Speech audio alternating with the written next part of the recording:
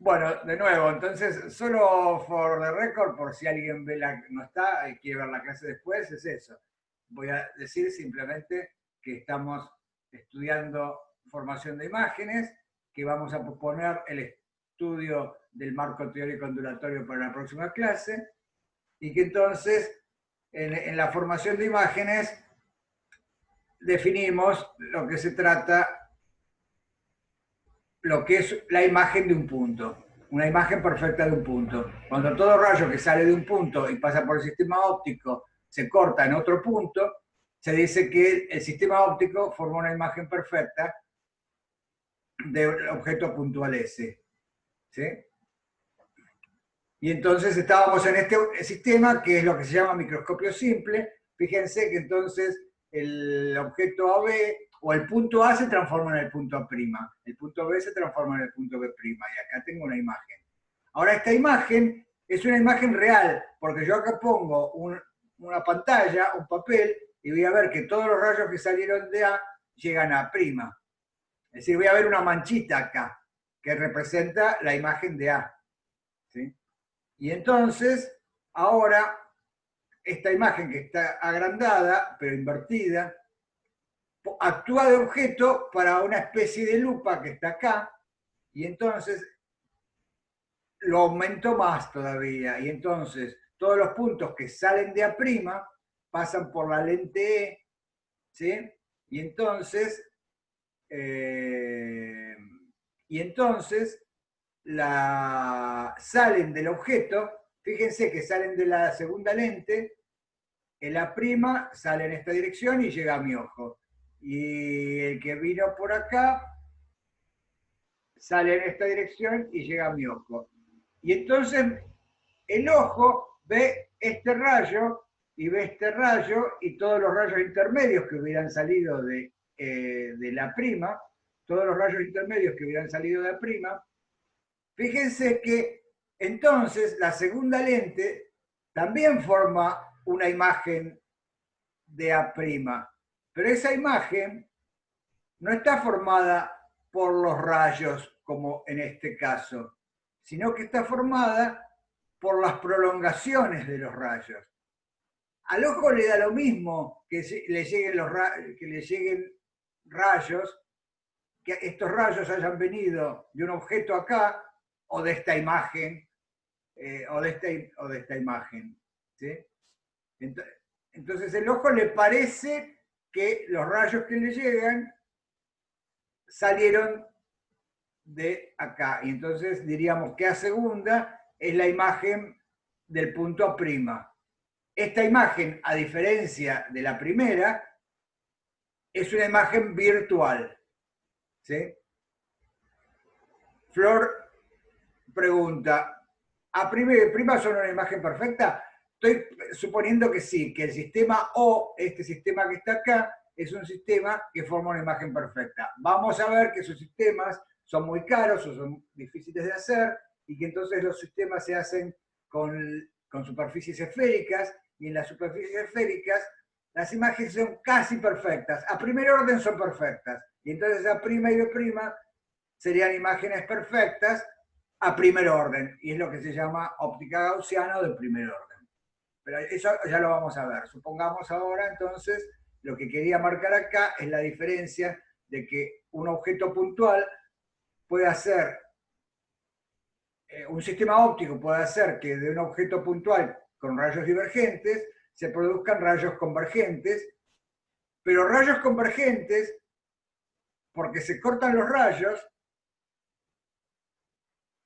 o rayos convergentes porque se cortan sus prolongaciones. Y esta es la diferencia entre una imagen real A', B', y una imagen virtual A segunda, B segunda. ¿Ven? Usuario, ¿quién es usuario?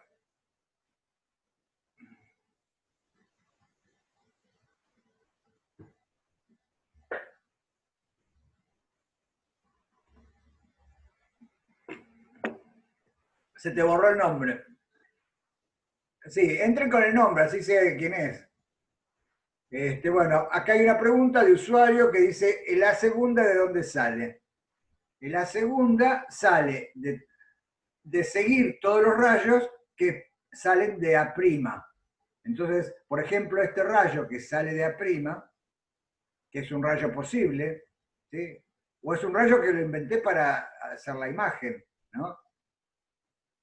Entonces, por ejemplo, este rayo que sale así de A', se refracta por el sistema y se desvía así. O sea, A' es el lugar al que llegan los rayos que salieron de A. ¿Te quedó claro, usuario? Genial. Bueno, entonces, fíjense todo el problema del diseño de instrumentos que forman imágenes para ondas, pues lo digo con luz, pero también se usa en acústica o en cualquier otro problema ondulatorio, con las ondas gravitatorias, con las ondas sísmicas, con las ondas de superficie en un fluido, con la luz. Se necesitan objetos que formen imágenes, que transformen los frentes de onda. Eso es un sistema formador de imágenes, es un sistema que transforma los frentes de onda. Entonces, por ejemplo, si yo quiero que de un objeto puntual todos los rayos que se refracten en una superficie salgan paralelos, lo que tengo que pedir, fíjense cómo se usaría Fermat acá. Si yo quisiera diseñar esta superficie, para que todos los rayos que están en el punto S salgan paralelos, es decir, que formen una imagen perfecta en el infinito. Para eso tendría que pedir entonces que el camino óptico desde S hasta cualquier frente de ondas de D' sea constante. Y entonces con eso me aseguraría que un frente de ondas divergente, es decir, un haz de rayos que salen del punto S, se transforma en un haz de rayos paralelos, es decir, en un frente de ondas plano.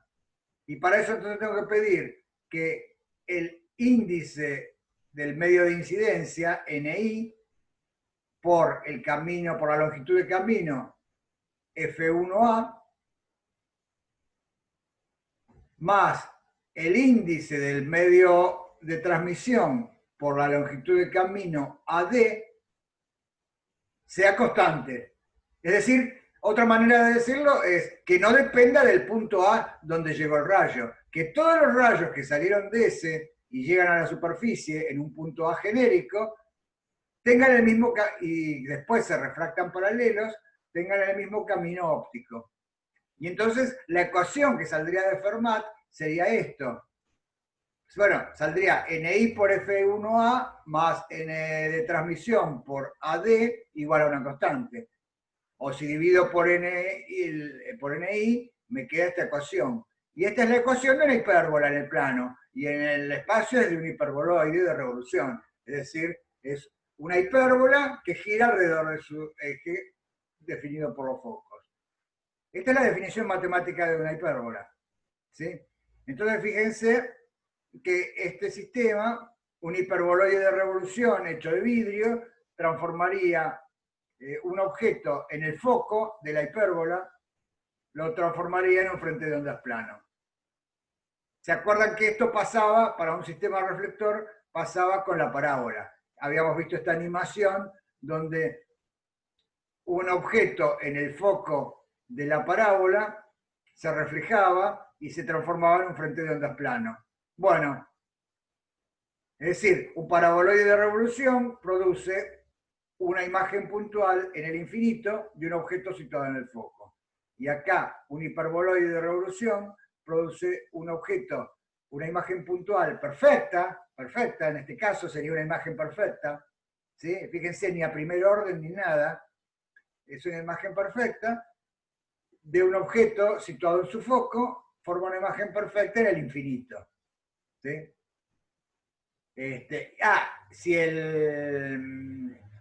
acá, en un sistema refractor, donde esto vale cuando el índice del medio de incidencia es menor que el índice del medio de transmisión. Porque en este caso, este cociente los que sepan geometría analítica sabrán que este coeficiente es lo que se llama la excentricidad de la hipérbola, ¿sí? Y esta excentricidad es mayor que 1 para la hipérbola. La excentricidad es mayor que 1 para la hipérbola. En cambio, si fuera un objeto refractor que los rayos salen de F1, llegan a la superficie y se transforman en un frente de onda plano, la ecuación sería igual, F1 por A por el N de este medio, más el N de afuera por AD, tiene que ser una constante. Pero en este caso, el N de transmisión sobre el N de incidencia es menor que 1, y entonces la superficie es un elipsoide, ¿sí? Formaría una imagen perfecta de un objeto puntual situado en el foco, formaría una imagen perfecta del infinito. Pero bueno, esto está muy lindo si yo quiero este efecto, y sirve para ciertas cosas. Pero si yo quiero sacar fotos, tengo que estar construyéndome superficies para cada posición del objeto, y eso no es conveniente. Entonces, bueno, por ejemplo, otro ejemplo, miren, que este es muy lindo, y desde el punto de vista de la geometría y desde el punto de vista histórico, fue estudiado por Descartes, como en 1600 y pico. Se planteó, a diferencia de los problemas que vimos antes, donde los frentes de ondas transformados eran planos, de un objeto puntual se pasaba a un frente de onda plano, acá Descartes estudió cuál sería la forma de la superficie para que un objeto situado en S produzca una imagen perfecta en P. Bueno, lo mismo que antes, ¿no? El problema que es, para encontrar la forma de la superficie, lo que hay que hacer es que N1 por este camino L0 más N2 por este camino LI sea igual a una constante, ¿sí? Y como el L0 y el LI dependen de las coordenadas X, Y del punto A, esta fórmula me da una función y de X, aunque sea en forma implícita. Y esa superficie, que es de revolución, es lo que se llama un óvalo cartesiano.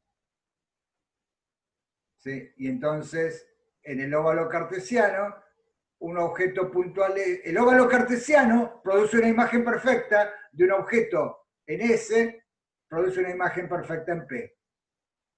Si yo fijo el punto donde va a estar el objeto y fijo el punto donde voy a poner el instrumento para ver la imagen, ¿sí? Me sale la forma de la superficie. Claro, pero esto valdría solamente para este par de puntos. Si hubiera un punto más a la izquierda de ese, ya no produciría una imagen perfecta en P. Produciría una imagen, a lo mejor ni siquiera produce una imagen. Entonces, está muy lindo en ciertas aplicaciones, pero en otras aplicaciones no. Y entonces, y además es muy difícil hacer, bueno, cada vez es más fácil con la tecnología, pero es caro hacer superficies. Lo que es más fácil es hacer superficies de forma esférica. Y entonces, por eso tiene tanta utilidad las lentes esféricas, o las dioptras esféricas, o los espejos esféricos, porque se hacen fácil. Es muy fácil hacer superficies esféricas, con forma esférica. Entonces, en el curso vamos a estudiar vamos a prestarle mucha atención a superficies esféricas, a lo que pasa en superficies esféricas. Pero recordemos lo que pasa en estas superficies ideales, ¿sí? Que dan imágenes perfectas. Lo que vamos a encontrar es que en las superficies esféricas la imagen no es perfecta con ciertas aproximaciones. Por ejemplo, esa que mencioné de aproximación de primer orden. Entonces, para que no se pierdan, simplemente acuérdense estas palabras claves que estamos estudiando, la relación entre objeto e imagen. Esos son puntos conjugados, diríamos que S es el punto conjugado de P, o que P es el punto conjugado de S. estamos hablando acá de cualquier abertura en el óvalo cartesiano, o en la paraboloide, o en el hiperboloide que hablamos, ¿sí? Pero en las superficies esféricas vamos a hablar de haces de pequeña abertura, para que valga la aproximación de que estos ángulos sean pequeños y en ese caso se cumplan las condiciones de imagen perfecta. Este es un concepto entonces ideal de la imagen perfecta que funciona en algunas circunstancias, pero en otras no. Y entonces hay que saber construir sistemas ópticos usando las leyes de reflexión y de IMSAL, o muchas veces, como acá, es mucho más fácil escribirlas en términos del principio de Fermat. ¿Se dan cuenta? Es mucho más fácil que empezar a calcular planos tangentes y ángulos de incidencia y ángulos de transmisión. Bueno, acá está definido de manera más rigurosa y generalizada lo que hablé antes de una imagen real y de una imagen virtual. ¿Sí? Fíjense, acá tendríamos por refracción un frente de ondas plano, es decir, un objeto situado en el infinito, incide sobre esta dioptra y se refracta. Debido a que, fíjense, que si el punto C es el centro de curvatura de esta esfera, esto es una esfera, o algo parecido a una esfera, entonces, fíjense que la normal acá va del punto C al lugar donde toca el rayo. Y entonces, el rayo se aleja de la normal.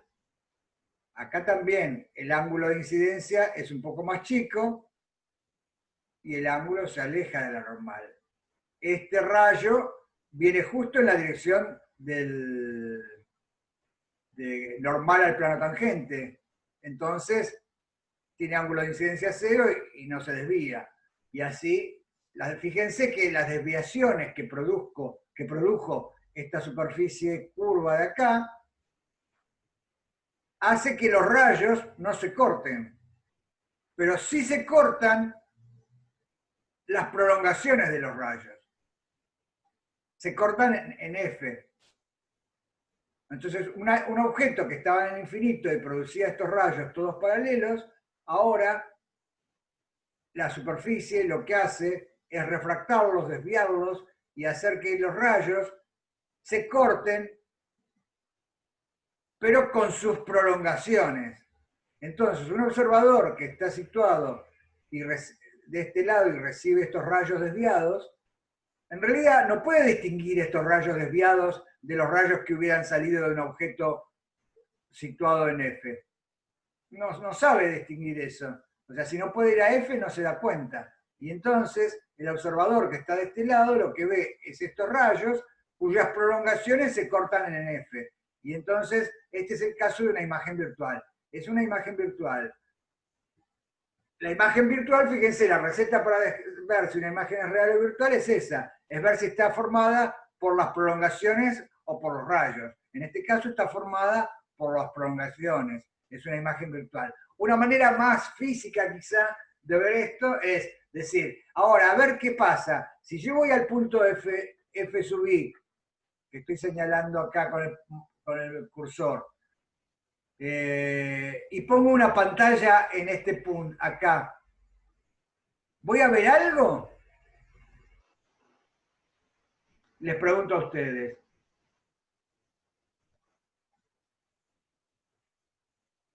No. Manuel dice que no. Y Gastón también. No, claro, no voy a ver nada. Por eso es una imagen virtual. Es una imagen que un observador que está de este lado cree que viene de acá. Pero en realidad acá no hay nada. ¿Sí? En cambio, en una imagen real,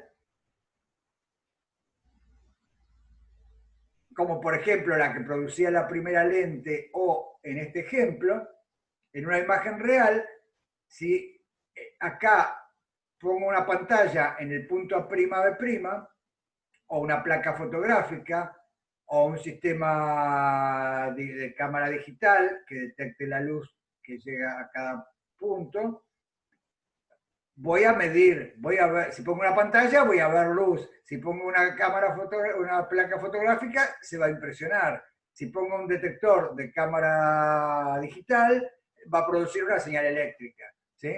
Entonces esto sería una imagen real. Es la imagen formada por los rayos, ¿ven? Se cortan los rayos. Y una manera es una imagen donde puedo detectar la energía. Si yo voy al punto donde se forma la imagen, detecto la energía. En cambio, si yo voy al punto donde se forma la imagen acá, no detecto ninguna energía, no hay nada, es virtual. ¿Se entendió esto? Porque a veces suele ser confuso. Entonces, así vamos a distinguir objetos, imágenes virtuales de imágenes reales. Fíjense que también, esto lo vamos a usar mucho, también podríamos tener objetos virtuales. Es decir, este sistema, la misma superficie que considerábamos antes, ahora podría estar iluminada, en vez de por un haz de rayos paralelos, podría estar iluminada por un haz de rayos que si no estuviera la superficie, convergería en F0. ¿Sí? Imagínense unas de rayos que convergen en F0. Y ahora voy y le pongo la superficie antes de que converjan. ¿Sí? Si no pusiera la superficie, voy a F0 y mediría la energía que había en el haz de rayos luminosos o en el haz de rayos ondulatorios, en el haz de rayos de la onda que estemos hablando. Pero ahora pongo la superficie, esos rayos se van a desviar, la superficie va a hacer que esos rayos se desvíen ahora. ¿Sí? Y entonces, fíjense que el punto F, este haz de rayos incidentes está actuando de objeto virtual. Es un objeto que no existe, pero es como si hubiera acá un objeto para la superficie, es como si le llegaran rayos que provienen de un objeto que está acá, a la derecha. ¿Se dan cuenta? Es lo que se llamaría un objeto virtual. ¿Sí? Y entonces, de nuevo, los objetos virtuales suelen ser imágenes de otros sistemas. Por ejemplo, en este ejemplo primero que vimos, en el sistema óptico O, ¿sí? Estábamos convencidos, habíamos quedado que formaba una imagen real A' B'. ¿Sí? Sí, pero si ahora yo pusiera este segundo sistema E, en vez de ponerlo después de esto, lo pusiera acá, ¿sí? A este sistema óptico le llegaría los mismos rayos que estaban por acá, pero ahora parecerían venir de un objeto virtual situado en B'. Y entonces, si pusiera el sistema E acá, más cerquita de la lente O, tendría un objeto virtual para la lente E. En cambio, acá tengo un objeto real. ¿Se dan cuenta? Entonces, eso es importante que lo sepa manejar, la diferencia entre objetos, primero, entre imágenes reales o imágenes virtuales. Y segundo, la diferencia entre objetos virtuales y objetos reales. ¿Sí? Por ejemplo, el espejo plano, ¿qué tipo de imagen produce? ¿Real o virtual?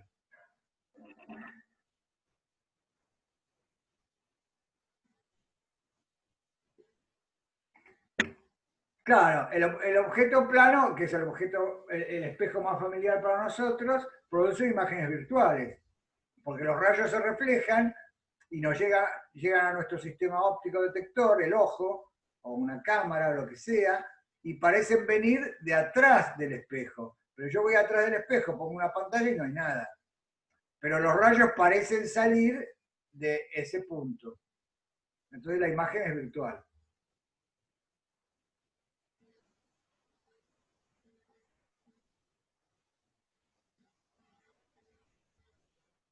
Bueno, ese ejemplo está hecho acá, fíjense. El caso del espejo plano está esquematizado acá. Eh, Acá tenemos un objeto real, que es la flechita P, la punta de la flecha P, ¿sí? Y entonces este punto P emite rayos, este punto P es un emisor de ondas esféricas. Es decir, es un emisor de rayos que divergen de ese punto. Todo rayo que incide en el espejo plano se refleja siguiendo la ley de que el ángulo de incidencia es igual, el ángulo de reflexión es igual al ángulo de incidencia. Entonces se desvía. Este ángulo se desvía así.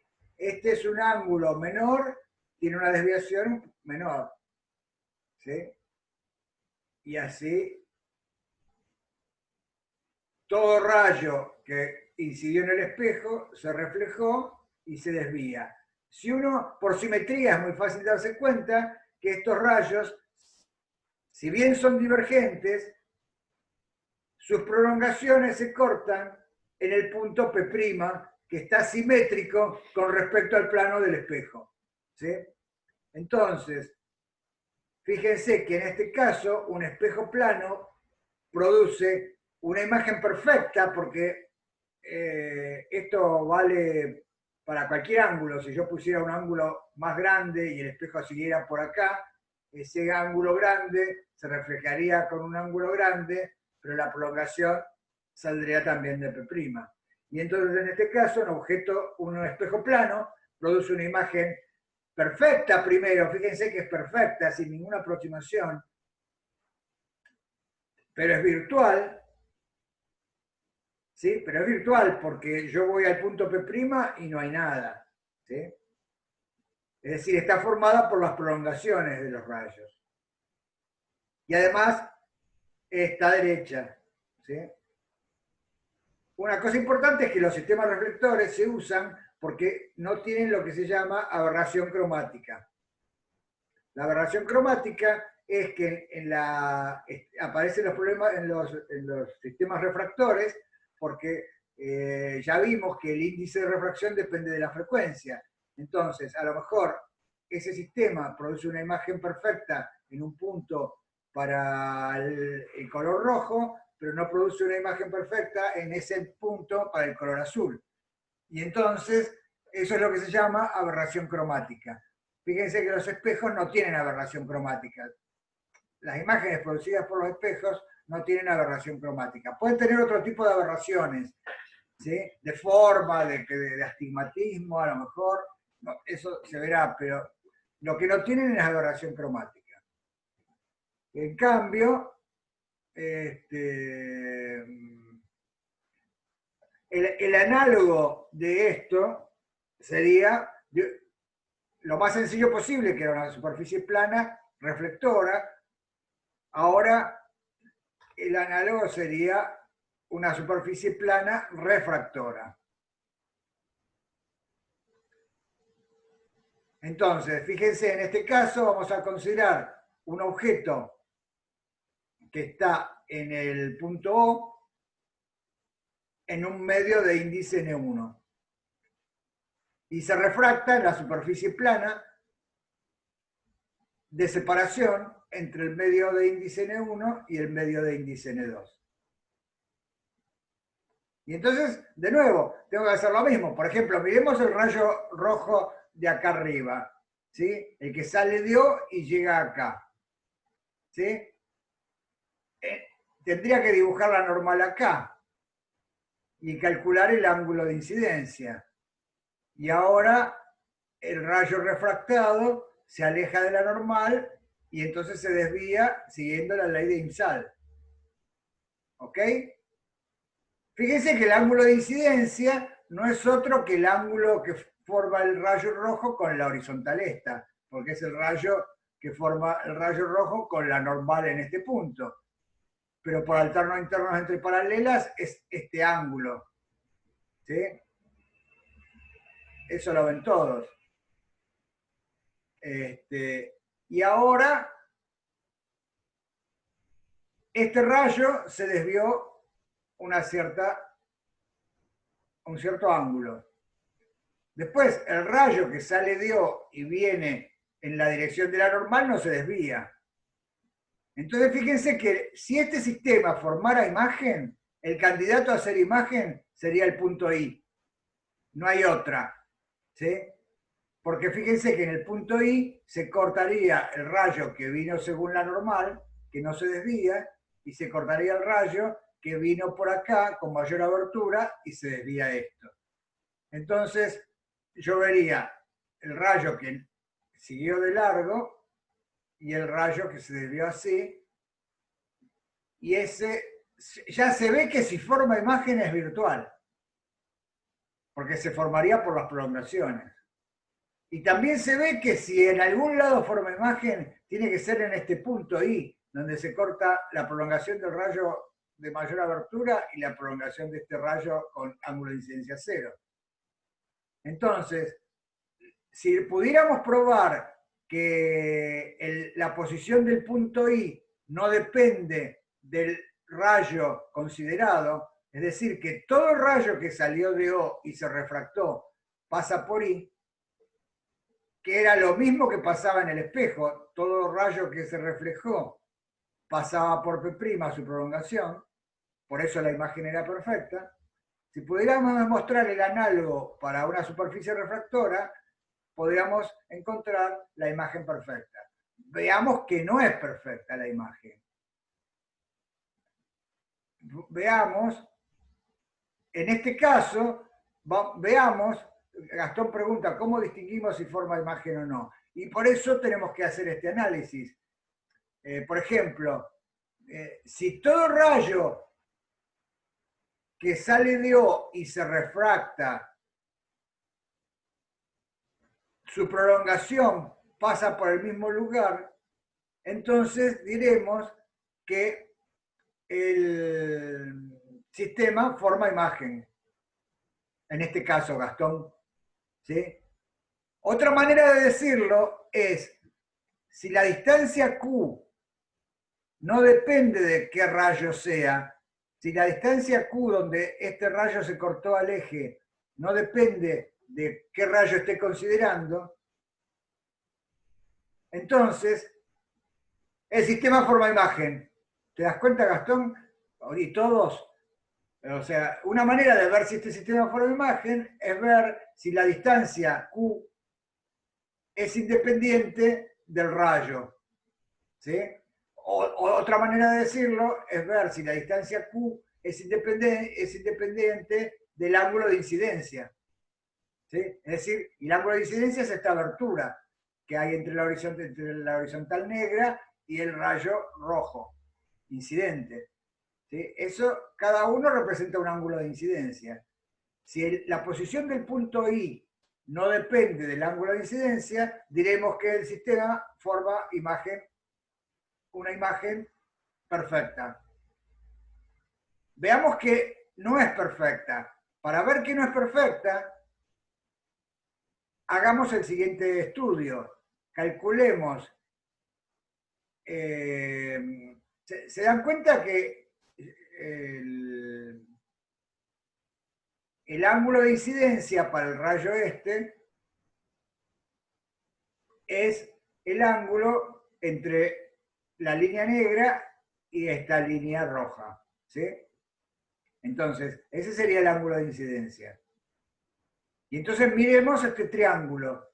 El triángulo formado por la línea roja, la línea negra y este cateto, que está en la superficie, ¿no? Llamemos H a la altura de ese cateto. Entonces, fíjense que el ángulo de incidencia, la tangente del ángulo de incidencia, sería el cateto opuesto sobre el cateto adyacente. Es decir, sería H, esta altura, que no la dibujé acá, ¿sí? Dividido P. ¿Sí? Y este rayo se corta en el punto I, que está a una distancia Q.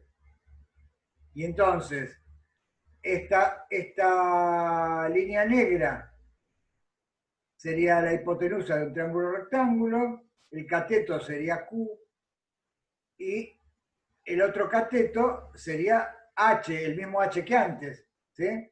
Entonces, la tangente del ángulo de transmisión sería H sobre Q.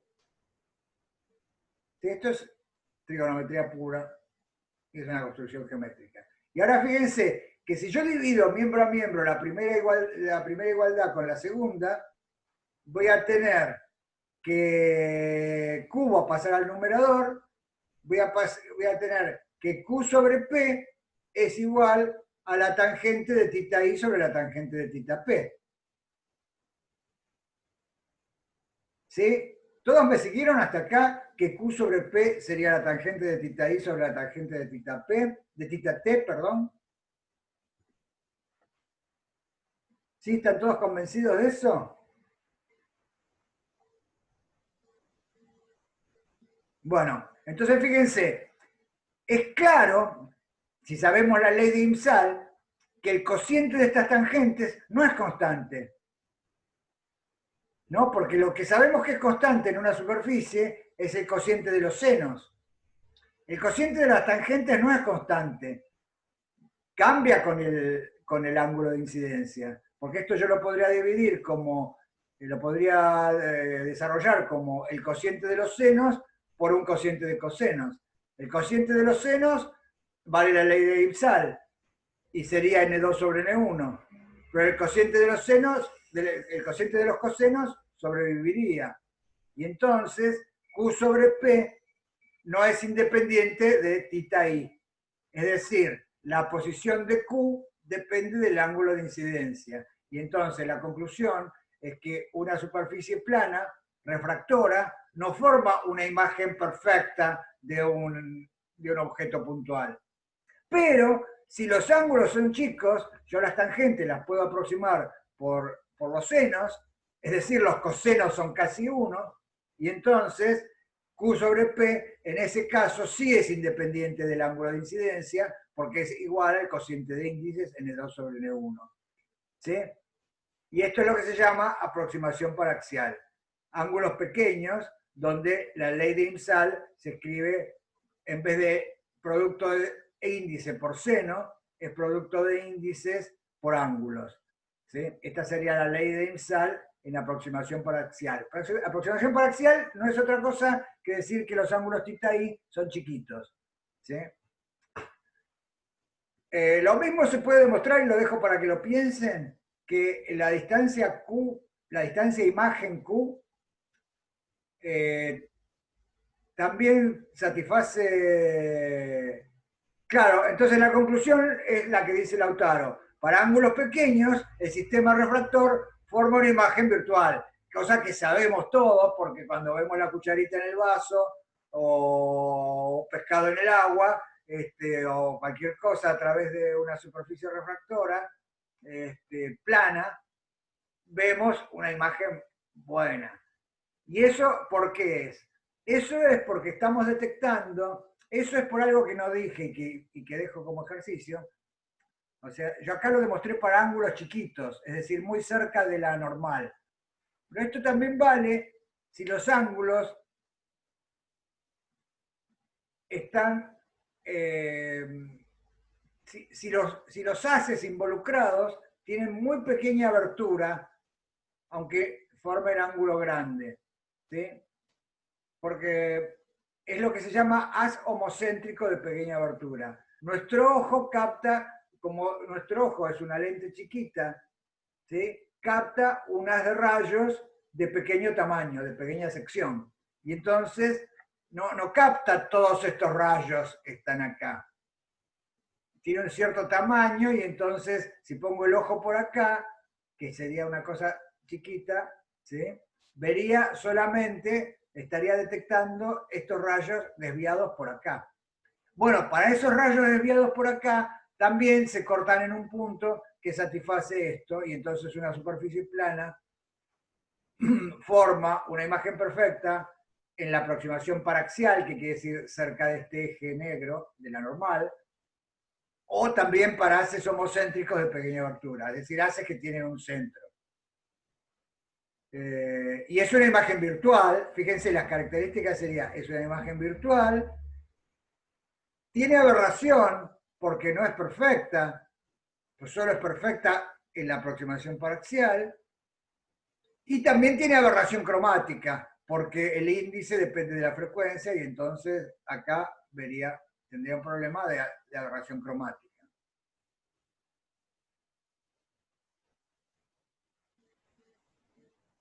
Fíjense una cosita, esto parece ser lo mismo, pero tiene una cosa que es muy importante teóricamente para ahorrarnos cuentas más adelante.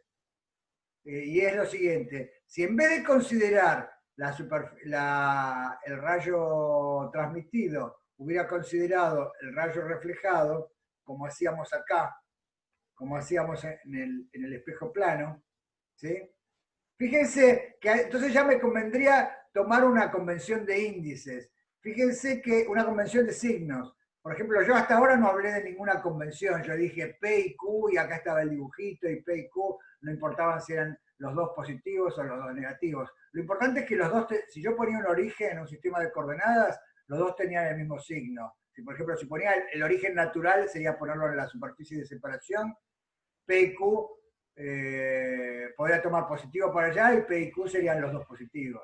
O podría tomar positivo para el otro lado y P y Q serían los dos negativos. Entonces, no me importa.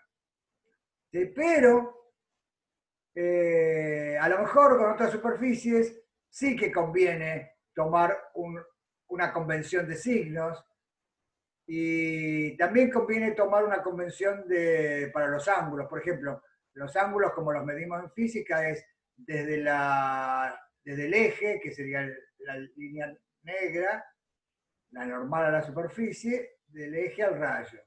Del eje al rayo. ¿Sí? Y entonces este sería tita i y este sería tita t. Fíjense que en este caso los dos ángulos tienen el mismo signo, tanto en la convención física de medir antihorario positivo como en la convención al revés, de medir horario positivo. Pero nosotros vamos a medir antihorario positivo, es lo normal en física, ¿no? Y entonces,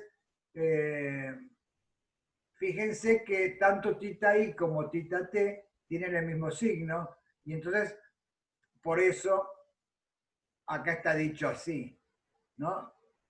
Esto ya es teoría, es importante, porque vamos a desarrollar una herramienta.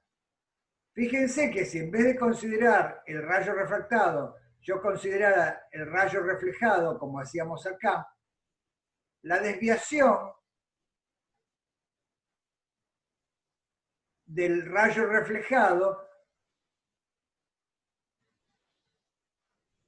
sería tita t, le correspondería a un tita t negativo. ¿Se dan cuenta? Porque el tita i sería positivo. Si el tita i tiene un signo, el tita t tiene otro signo.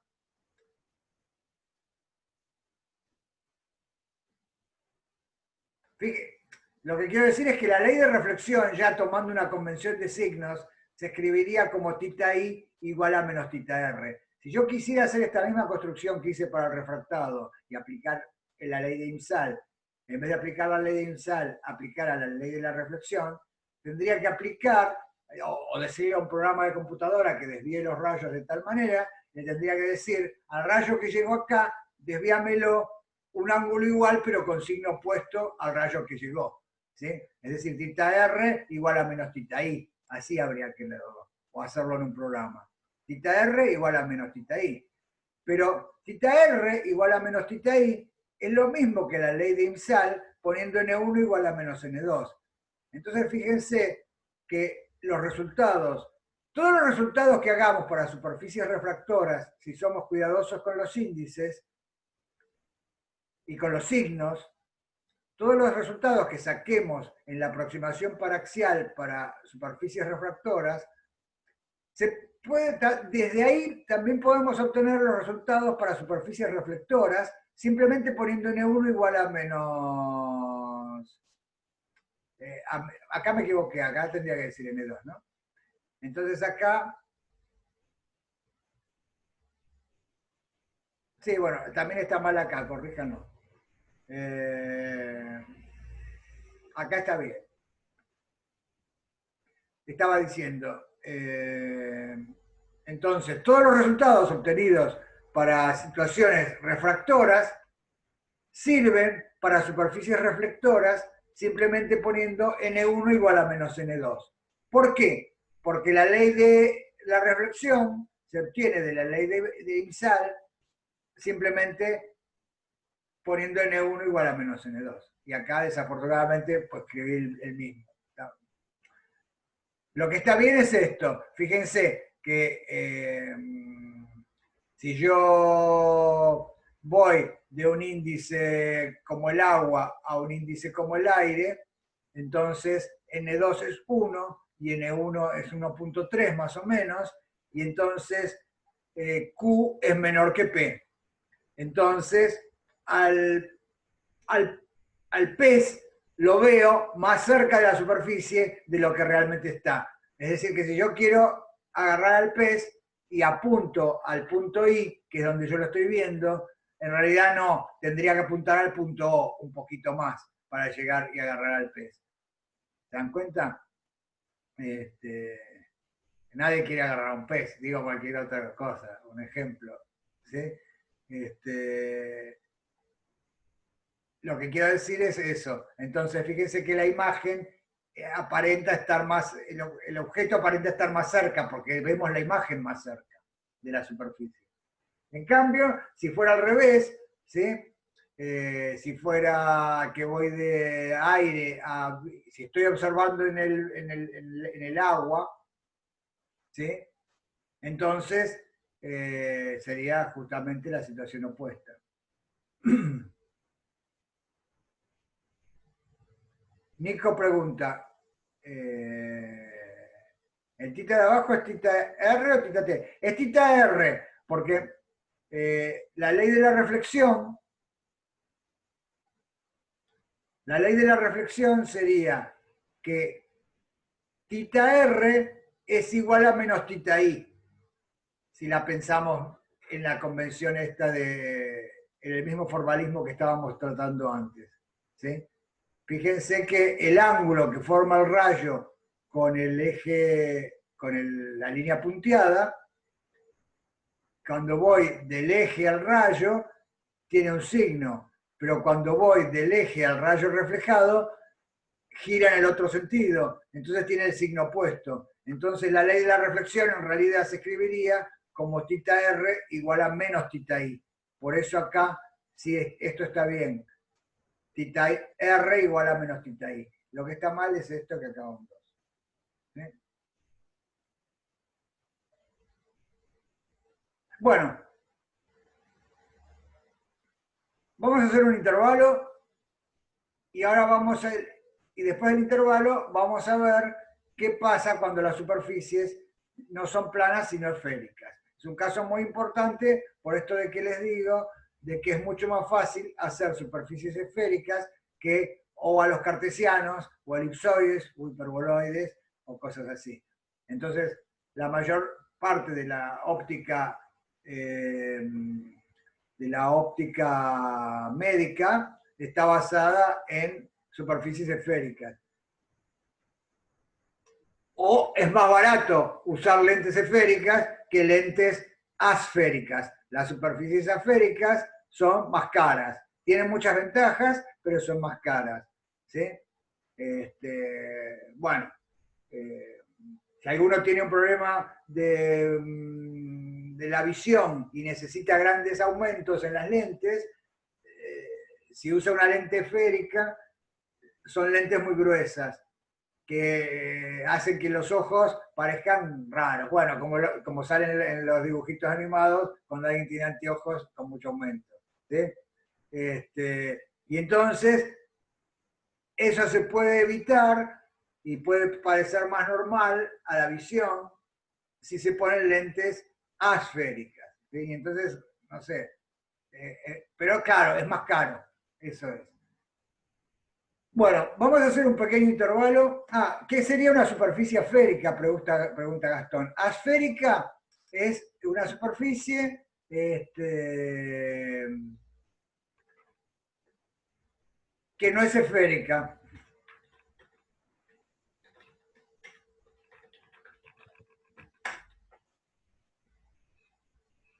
¿Ven? Por ejemplo, acá hay una lente asférica. Bueno, está en inglés. Si lo podemos pasar a castellano. Por ejemplo, una lente asférica biconvexa. ¿Ven? ¿Se dan cuenta? Esto no es una superficie esférica, es una superficie de revolución, pero fue hecha a diseño. Y en español está esta, fíjate, lente asférica.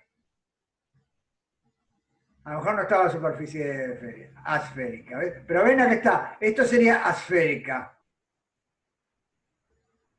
Y esta parecería ser solo una esférica de un lado, ¿sí? Pero esto sería una dioptra asférica.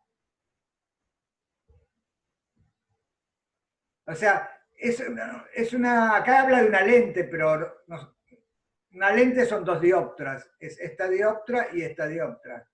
¿Sí? Entonces una lente asférica es una lente, son dos dioptras con forma similar a una porción de esfera, aunque no sea estrictamente esférica. Miren lo que dice. Hoy en día, en el campo de la optometría, que es lo que yo les decía de la óptica médica, las lentes modernas son a menudo esféricas. Anteriormente, la forma típica de las lentes era la esférica, lo que conllevaba ciertas aberraciones.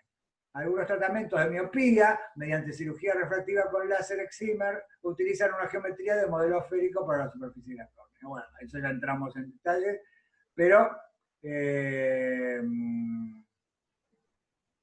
bueno, es un tema lindísimo. Hay muchos físicos trabajando en esto, no solo en óptica médica, sino por ejemplo, acá hay una compañía, Esco-Optics. Por ejemplo, esto es una compañía que se dedica a vender óptica, ¿sí? Y claro, Gastón dice que, claro, porque Google corrige, y por eso dice, quisiste decir esférica, y entonces, pero no, quería decir asférica. Entonces, ven, acá hay muchos ejemplos. No voy a entrar porque sería para un curso de posgrado esto, pero fíjense. Eh, hay varios físicos egresados de la facultad trabajando, por ejemplo, en compañías que diseñan estas cosas, porque eh, tiene mucha física, porque esta es les estoy contando la física de primer orden, pero después viene el estudio de las aberraciones, que eso no lo vamos a ver. Bueno, y entonces, eh, fíjense que se dan estas cosas que se llaman convexidad porque lo que veo es convexo, acá lo que veo es cóncavo, y estas son formas que tienen combinan las dos. Ya no son esféricas, ¿se dan cuenta? Son asféricas. Entonces, ven, hay toda una tecnología bestial acá. Por eso digo, acá hay mucha gente, muchos físicos trabajando, incluso en Argentina. En Forner, por ejemplo, tengo unos colegas que están trabajando en Forner y trabajan con los médicos que hacen cirugía y pueden ir monitoreando durante la cirugía cómo va la cirugía láser. Bueno, pero nos vamos por las ramas. Entonces, vamos a hacer un intervalo tengo las 10 y 11, a las 10 y 15 seguimos. Y paramos acá entonces un minutito. Nos vemos en 5 minutos.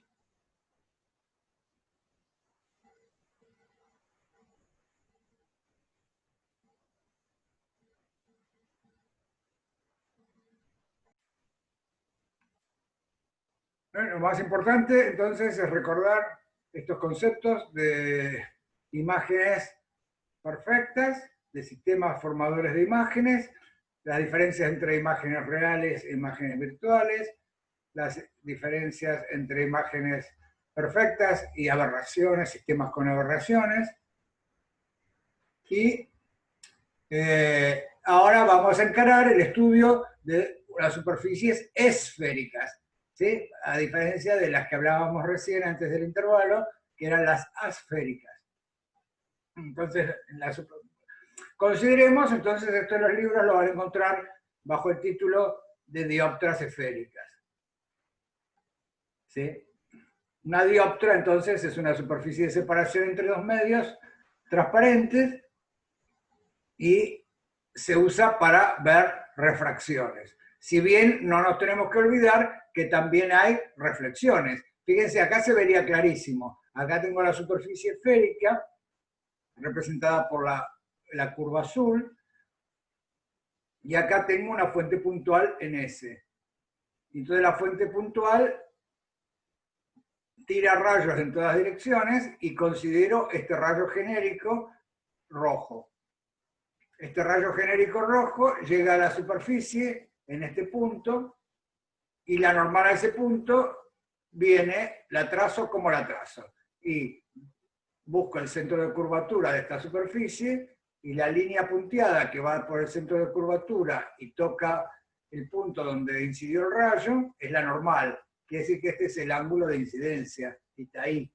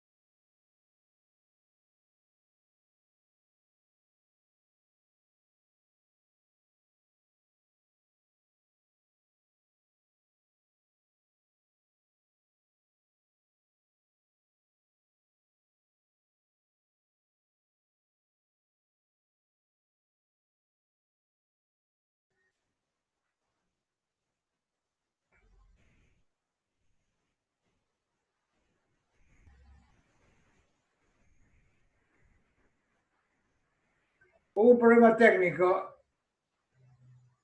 Ahora me escuchan, no sé, se cortó la comunicación, no sé qué pasó. Hola, ¿se me escucha mi coso, Alan?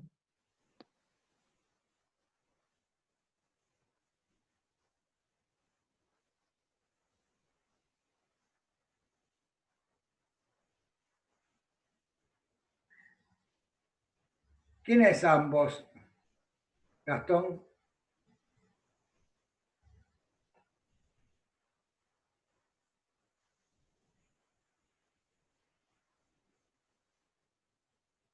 Ah, ok. Sí, sí. Bueno, no importa. No, no sé qué pasó. Se cortó, o sea, a mí se me fue el Zoom. Creo que o se cortó la comunicación o hubo un problema con el Zoom. Bueno, esperemos que no estemos en un Zoom bombing. Eh, bueno, seguimos entonces. Las superficies esféricas, acá tendríamos el ángulo de incidencia y acá tendríamos el ángulo de transmisión. Si el índice del medio de la derecha es mayor que el índice del medio de la izquierda, n' mayor que n, el rayo refractado se acerca a la normal y entonces el rayo refractado cortaría el eje en el punto S'. Fíjense que antes preguntaron, ¿cómo me doy cuenta si el sistema forma imagen? Y bueno, si forma imagen, la tiene que formar en S', porque en S' se cortan al menos dos rayos. Uno es el que dibujé, el colorado y otro sería uno que viene a lo largo del eje óptico. Esta dirección se llama eje óptico, que es el eje determinado por la fuente y por el centro de curvatura. Entonces, un rayo que viene en esta dirección pasando por el centro de curvatura tiene un ángulo de incidencia θ igual a 0 y entonces θt es igual a 0 y entonces no se desvía. Y fíjense que entonces en el punto S' se estarían cortando dos rayos, ¿sí? Entonces, si hay una imagen, tiene que estar en S', porque si no, ya no se cortarían todos los rayos en el mismo punto. Acá hay un lugar donde se cortan dos rayos, y entonces lo que tendríamos que demostrar ahora, Manuel, ¿querés que te muteo? No hay problema. A ver.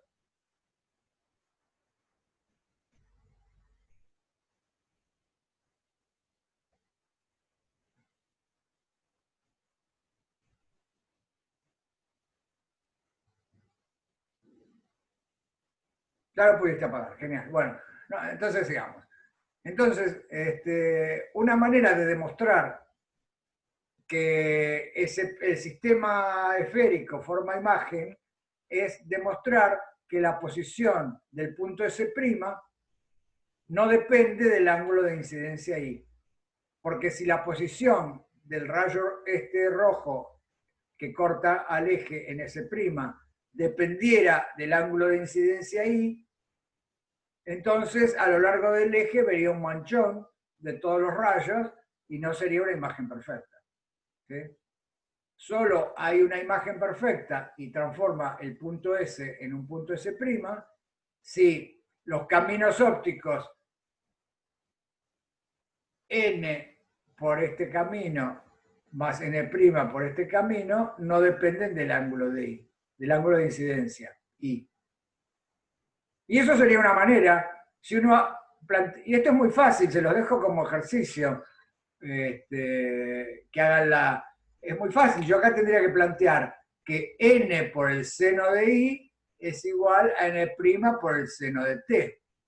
Y ahora, sería muy fácil relacionar el ángulo T entre el eje óptico y el rayo con el ángulo I entre el eje óptico y el rayo incidente, a través de una construcción trigonométrica que tenga un cateto en común entre el triángulo S superficie eje y S' superficie eje. ¿Se dan cuenta? Entonces podría relacionar la tangente de T como la altura esta sobre esta longitud y la tangente de I como la altura esta sobre esta longitud. Igual que hicimos para una dioptra plana. Es lo mismo, es completamente igual. Cambia un poquito, se complica un poquito simplemente porque ahora la normal depende del punto de la curva de la esfera. Mientras que antes, en el ejemplo que hicimos antes, la normal era siempre la misma. Pero es la misma demostración que hicimos acá. ¿Sí? Y entonces la hacemos acá. Vamos a ver que la posición de S' depende de la posición de S en general. Pero que si suponemos lo que se llama aproximación paraxial, la aproximación paraxial que consiste en permitir ángulos solamente muy chiquitos, menores que un radián, mucho menores que un radián, tales que su seno se puede aproximar por el argumento. Entonces, en ese caso, la posición de S' no depende de S. ¿Sí? Y entonces, una superficie esférica a primer orden produce una imagen de un punto S. Produce imagen de cualquier punto, ¿se dan cuenta? Y entonces, fíjense, si yo tuviera un objeto, acá en este esquemita de acá abajo a la izquierda, si yo tuviera un objeto simbolizado por la flecha de altura H, ¿sí? Podría encontrar con ese procedimiento que bosquejé recién la posición de S' y me sale esta ecuación que se llama ecuación de la dioptra, que dice que n' sobre S' menos n sobre S, y acá estamos usando ya una convención de signos, de que todo lo que está a la izquierda de la dioptra es negativo, todo lo que está a la derecha de la dioptra es positivo. El sentido positivo lo pone el sentido en que va la onda, ven que va de izquierda a derecha, entonces de izquierda a derecha es positivo, a partir del cero que está el vértice de la dioptra. Y también se pueden considerar superficies como estas convexas o superficies como la inversa, que sería cóncava.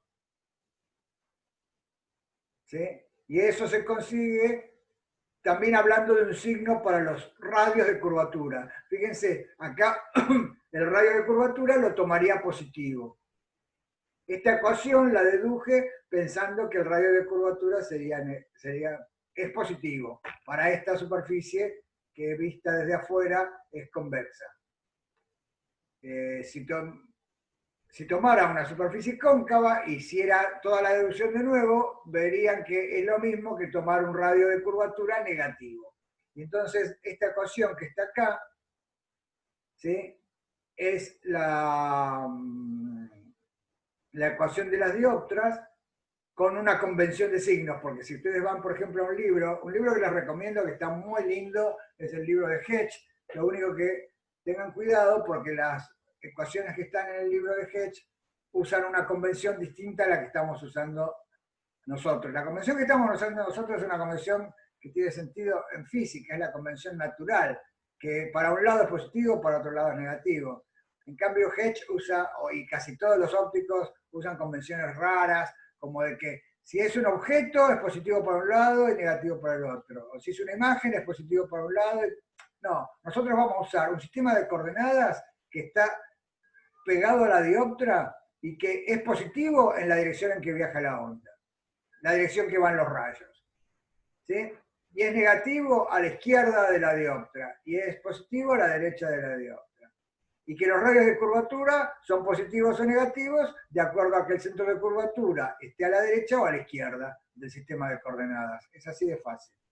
Y entonces, esta ecuación que está recuadrada acá, no la van a encontrar en el Hedge, o si la van a encontrar en el Hedge o en cualquier otro libro de óptica, pero con los signos cambiados, porque se usa otra convención. Tengan cuidado con eso, porque si lo miran en otro libro, pasa esto. Fíjense que esta ecuación, hasta acá, miremos esta primera igualdad. En esta primera igualdad, fíjense que recuperamos la ecuación de la superficie plana, que era, sería S' sobre S igual a N2 sobre N1. Fíjense, cuando la superficie plana, que es un radio de curvatura infinito, este término desaparece y queda S' sobre S, o sea, N' sobre S' igual a N sobre S, que es, en otra notación, lo que escribimos acá, lo que habíamos deducido acá. Y entonces, nada, esta primera igualdad es la que se deduce de hacer esta construcción. ¿Se entendió esto? Sí, Flor H, óptica de Hedge y Sahak. El otro día alguien hizo una pregunta en el foro de la bibliografía, no me acuerdo quién fue, creo que fuiste vos, Flor.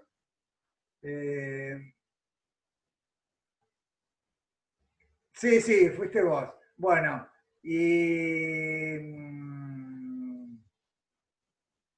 Milton te dijo que mires el drive de Stuffy, de Estudiantes de Física. Ahí está la última edición de este libro. Bueno, esto no lo tendría que estar diciendo mientras se graba, pero bueno. Fíjate ahí. Y vas a ver, es un libro hermoso, realmente es muy lindo, a pesar de que tiene sus años, pero es una de las cosas más completas que hay sobre este tratamiento. Bueno, entonces, haciendo esta construcción, análoga a la construcción que hicimos antes para la superficie plana, análoga a esta construcción, hacemos esta construcción y sacamos esta que se llama ecuación de las dioptras. ¿Sí? También, a veces, bueno, interesa no solo la posición, sino que también interesa, los objetos no son solo un punto, sino que son un conjunto de puntos. Si yo acá tengo un paisaje, tengo un conjunto de puntos S que se transforman en un conjunto de puntos S'.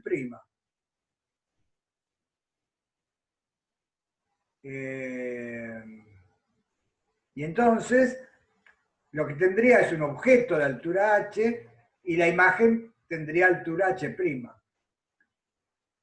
Fíjense que el cociente entre h' y h, a eso se lo llama,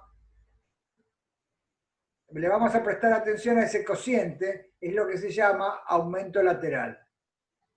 El aumento lateral es, denotado por m acá, es h' sobre h. Y es muy fácil ver que h' sobre h es n por s' sobre n' sobre s.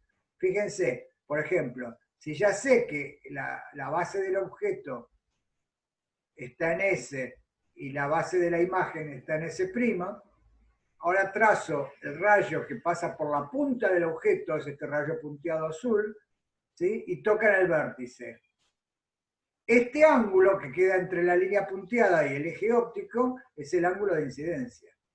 Y entonces, si este medio es más denso, el rayo refractado se acerca a la normal. Y entonces, este rayo tiene menos inclinación que el incidente. Y entonces, como la imagen estaba en S, acá, ¿sí?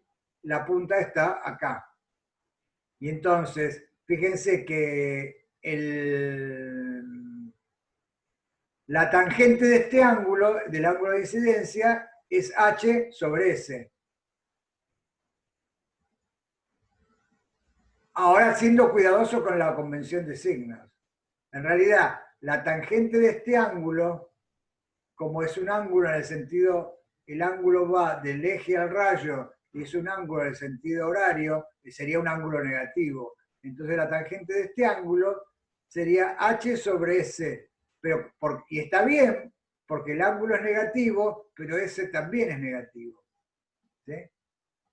Y en cambio, este ángulo de acá es un ángulo que también está en sentido horario, también es negativo, y su tangente es H' sobre S'. Pero está bien que el ángulo sea negativo, porque H' es negativo, y entonces la tangente de este ángulo, con la convención que usamos acá, sería H' sobre S. Pero la tangente es igual a los senos, y entonces n por el ángulo es n' por el otro ángulo. Y entonces sale esta relación para los aumentos. ¿Sí?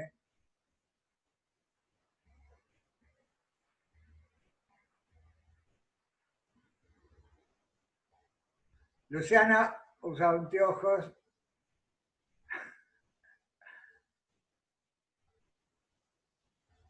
Y bueno, justamente esto explica todas las recetas que nos hace a los que tenemos problemas de visión. ¿Sí?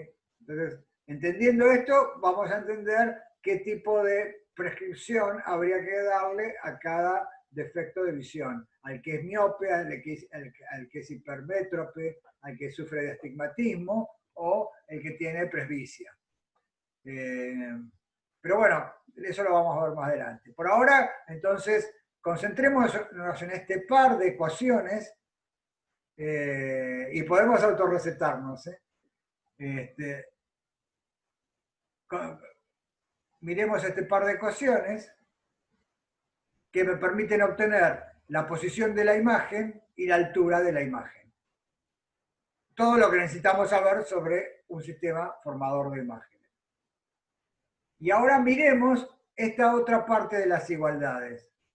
¿Sí?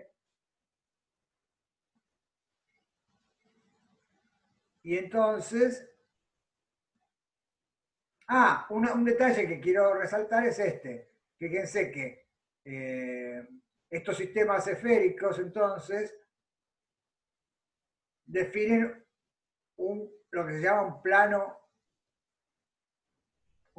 transforman un plano. Lo que quiero decir es esto lo podemos pensar como sistema de entrada-salida que me transforma un plano de entrada, ¿sí?, en un plano de salida.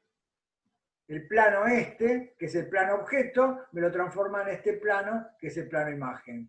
Pero este plano vale en la aproximación paraxial. En realidad, si uno hiciera todos los ángulos, no los ángulos chiquitos nada más, vería que hay unas pequeñas aberraciones y que en realidad este plano se transforma en este plano, en esta superficie que no es plana. Y entonces van a ver que en las fotos, si no son buenas las lentes, si no están corregidos los sistemas ópticos, entonces muy lejos del centro de la imagen van a ver que pueden aparecer aberraciones, y esas aberraciones están relacionadas con que la foto se está tomando en el plano paraxial. en este plano paraxial. Desde el punto de vista paraxial, los sistemas ópticos mapean un plano en otro plano. Es como una biyección, que a todos